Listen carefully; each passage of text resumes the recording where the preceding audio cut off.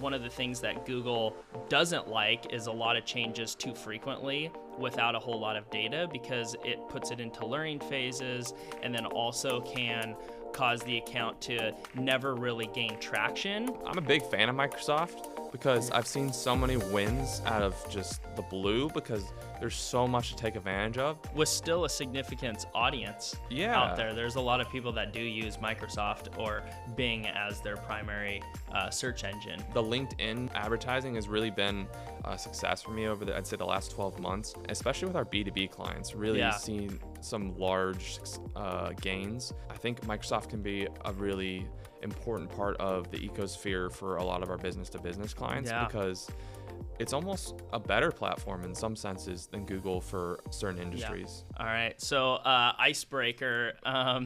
Brendy, I'll ask you a question. If you had to describe PPC in one word, what would it be and why? Oh man, I feel like my favorite word is depends. There's no one count alike. You could be in the same industry and you can get learnings from data or similar experiences, but I think using your tool belt of your experience, your knowledge, your training, and what you've seen can heavily aid you in making decisions, but no account, no business is the same. And even with different franchises, one market could be super different. Like if you have a giant urban market compared to a rural market, you could be the same business selling the same products or services, and even just a location can make everything change. So I think my word would be dynamic.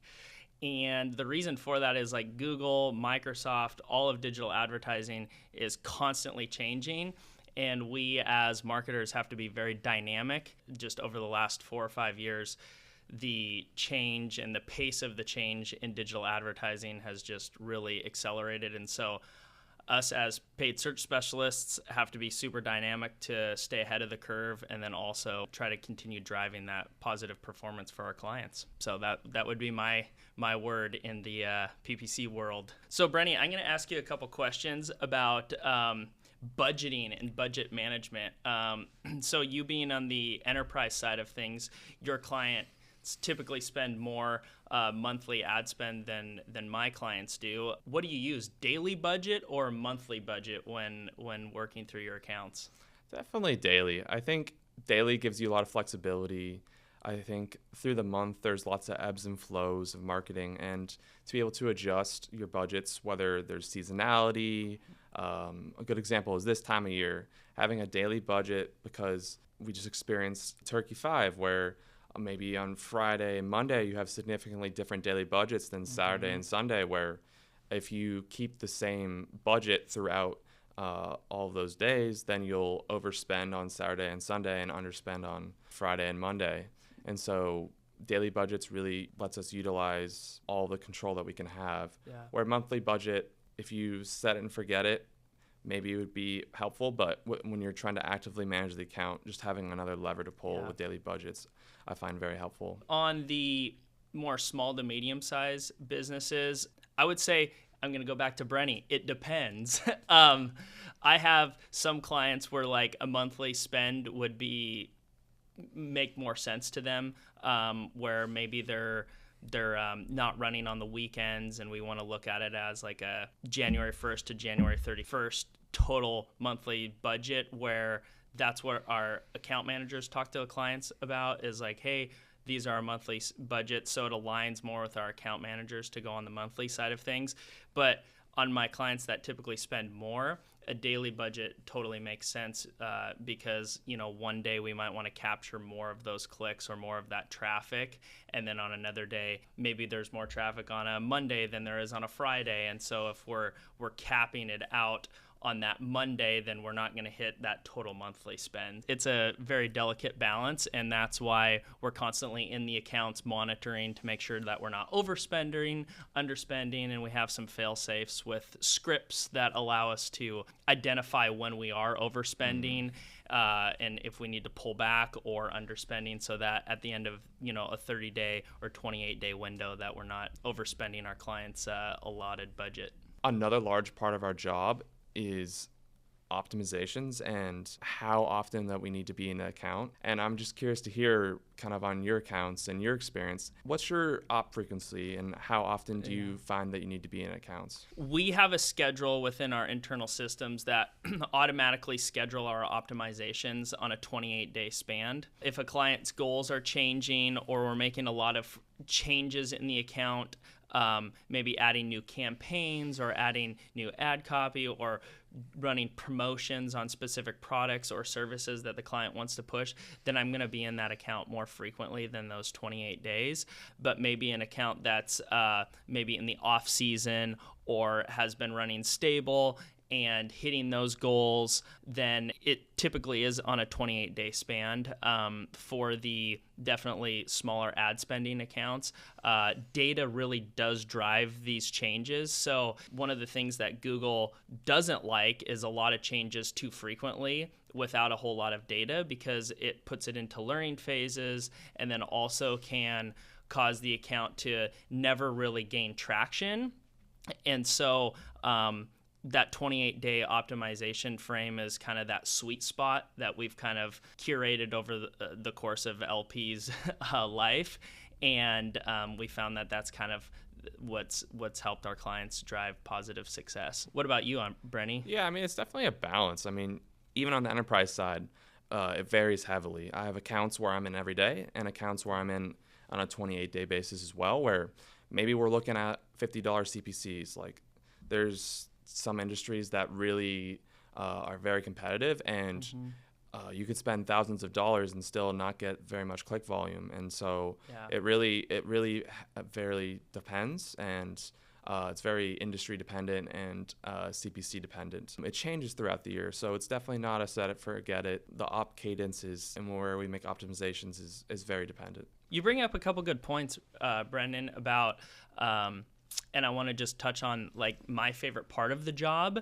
And one of my favorite parts of the job is getting those clients that are kind of newer to digital advertising, maybe are running a super small business, and then we find some success on Google Ads or Microsoft advertising or even Facebook, and they scale their budget.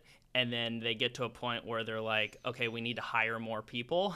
I've had several clients over the last 8 years that, they've come on with small budgets, and then they're like, holy smokes, our business is booming. We need to hire new people, more employees, and it's all, credit to you guys because you're driving more lead volume for us and we're being able to close it on the back end. So doing those optimizations is imperative to getting to that point to the business. So I've had a handful of clients that have really scaled, and then now they're my biggest clients and have stuck with me for 7 years. So those are accounts that I really like to manage. Brenny, do you prefer a client that's more hands-on or hands-off or both? Or what are the successes that you see with clients that are hands-on versus hands-off? With this direct data that we get, we have so much information to work with, but we need direction from the client of what that means to them on their end. Yeah.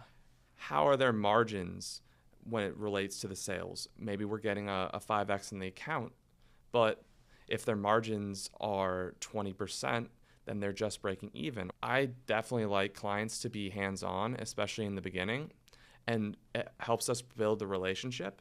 And once the relationship is built and we have a rapport, and our account managers are great at building rapport and showing our best practices and our strategy, and once we're able to develop a plan, then they can be a little bit more hands-off as the trust and the account is tailored to success.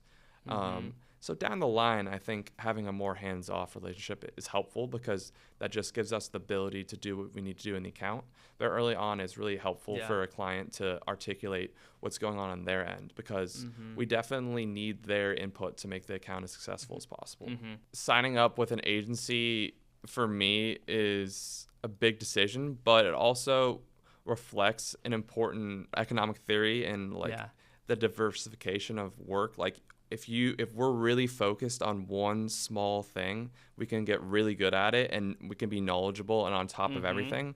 But for a business owner, it's not very realistic to manage paid social, paid search, SEO, email marketing on top of all their day-to-day tasks. And so signing up with an agency can be a real benefit in terms of not only the success that we drive in our strategies, but sort of taking something off their plate. LP has a lot of specific advantages as well. And what are some of the top ones that come to mind in terms of LP's best advantages? Yeah, I think one of the biggest advantages is just the resources we have here. And so you're going to come up with so many different unique situations, like maybe some weird ad disapproval that has happened, and we can just, talk to a team of hundreds of people who are managing accounts and be like, have you experienced this? Or I'm struggling to hit this goal for this specific client in this specific industry. We have a book of clients that run in the similar industry. What's being successful for them that we can maybe implement for these clients to help drive success as well. We have basically specialists and people who are super focused, and that's their day-to-day job, handling those for them at a very relatively inexpensive business cost. If you were to hire one person in your company to do that, it would be significantly more expensive than hiring an LP for like the entire year to do your advertising.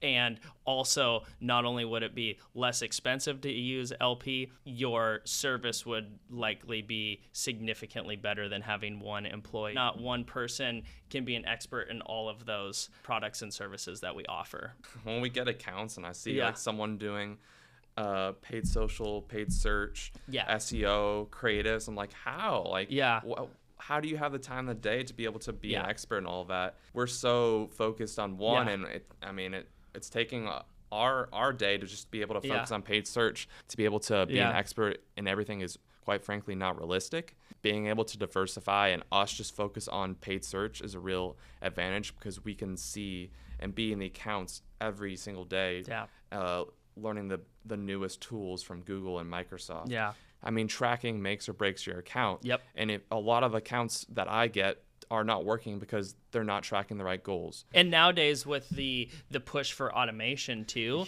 like if you don't have conversion tracking set up, your account will not perform at an optimal level. You might get clicks, but you're not going to get customers looking to purchase in that super low funnel intent to buy. I mean, I was just looking at an account yesterday, and they were spending a lot of money, but their conversion tracking was very off, and they were using automation to optimize towards leads that weren't actually coming in on their end, and they were spending tens of thousands of dollars a month on things that were just not showing up in the back end, and they were wondering why, and it just shows you how important conversion tracking is. And I'm very thankful for our code department because it's not easy to be able to go on so many different types of websites and be an expert on setting up on Shopify, BigCommerce, WordPress, custom coded websites, and to be able to install very granular tracking. I think with the main sort of campaign now being PMAX, which is only automation, like if you have bad conversion tracking, you're really shooting yourself in the foot, and there's so much wasted spend in the account. And so in today's world, it's more punished than ever having bad conversion tracking. And so it's really a really key, important piece of an account, and something that LP really focuses on, and early, because I think from the sales to intake to launch call, it's so much focus on tracking. Because without that, there's no success in the account. There's plenty to talk about with Microsoft.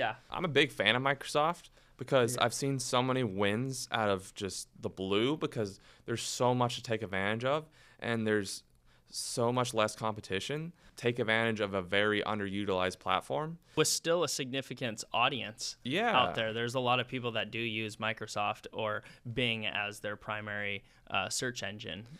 And the LinkedIn advertising has really been a success for me over I'd say the last 12 months. I've seen some really good growth in terms of how Microsoft uses LinkedIn targeting, not only for audience campaigns where you're showing banner ads, but also just for your search campaigns where you can use that as a signal for, hey, this industry is where I want to sort of nudge ads to go, especially with our B2B clients, really seeing some large gains.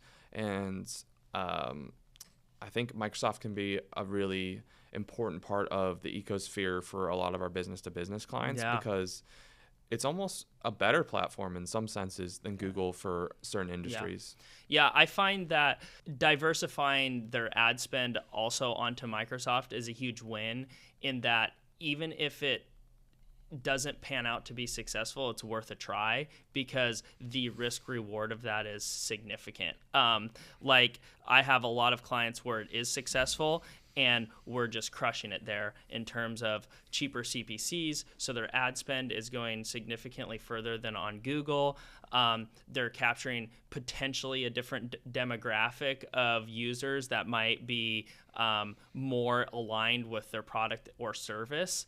And then also Microsoft's platform over the years has gotten significantly better. When I'll just state the elephant in the room. When we first started, it was kind of a rough platform, and it's really made some positive changes over the years and has become a real game changer and player in the industry. And so I think it's very important for us to at least try Microsoft with every single one of our clients. And then the ones that are seeing solid success really lean into that. And then if it's just kind of stagnant, then that's fine too. Yeah, I really appreciate Microsoft's ability to take feedback. I think they've really grown the platform because they haven't had a big ego in the sense of they heard our feedback and other agencies' feedback and have really made some positive changes. People maybe are nervous about Microsoft because Google is such a dominant player in the market and see Microsoft as a risk, but where we see it as almost the opposite, whereas it's an opportunity. And a large one at that, because it's much harder if you're at like 67% impression share on Google and you want to make incremental gains, you're going to have to spend so much money to even just to get 80% in search impression share. And to even think about getting 85 or 90s, you'd have to spend so much more money. Or you could spend that same money and go on Microsoft and bring in so much more incremental value than trying to fight in the Google auctions. This is also a service that we offer at no additional cost. All our clients have to do is increase their ad budget to spend on Microsoft. One of the other things that I think is important is hashing out tangible, realistic goals with our clients. I think that if our clients can communicate, this is exactly what our goals are through our partnership, through Google Ads, through Microsoft, through Facebook, any of the services that we offer, that gives you and I and our team at LP something to shoot for. And we might not get there in the first month or the second month, but we can incrementally get closer to where those goals are. And I think ultimately that's the fun part of our job, is driving those positive results for our clients and seeing their business grow. I alluded that a little bit earlier, but I think that's just a huge closing takeaway that our clients can take as a call to action, as well as strengthen our relationship as an agency with our clients. Yeah, Brenny, it was awesome sitting here with you. Yeah, thanks for taking the time, Lou. I really appreciate it. Yeah, so thanks for hanging out with us, guys, and don't forget to follow and share.